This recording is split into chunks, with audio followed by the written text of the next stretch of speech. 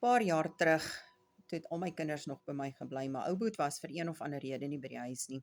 So ry ek, Wimpie en die 2 kleintjies, toe nou 5:00 die oggend, want Wimpie het ons altyd gaan aflaai by die werk en dan die kleintjies by my gesit tot dit vir hulle tyd was om skool toe te gaan.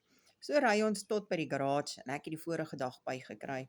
En ek onthou baie goed, ek het net my huur betaal en ek het ons krag betaal.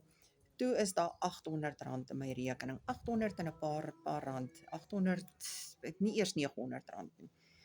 Wimpie stop toe by die garage en hy sê vir my ma, hoeveel petrol moet ek ingooi, maar nou worry ek. Nou sit ek sê vir hom seun, ek weet nie, ek kyk by die venster uit, ek sê ek weet nie, jy moet seker maar R800 ingooi. Ek weet ons het nie geld nie, maar petrol moet jy ingooi, want as jy nie petrol ingooi nie, kan jy nie werk nie en ek kan nie gaan werk nie. So gooi hy die R800 toe in sy kar in. As jy my nie ken nie, my naam is Monica, ek is 'n enkel ma met 4 seuns, 7 kleinkinders, ek en 2 van my seuns bly in Mountain View, Pretoria, en ek's 'n paralegal van beroep.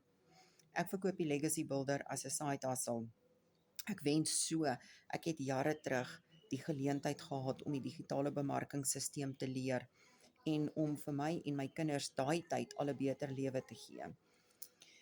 As jy wil weet, hoe kan jy jou inkomste aanvul? Reply vir my petrol en ek stuur met liefde vir jou al die inligting wat jy nodig het, sodat jy ook 'n side hustle kan begin om jou lewe te verryk.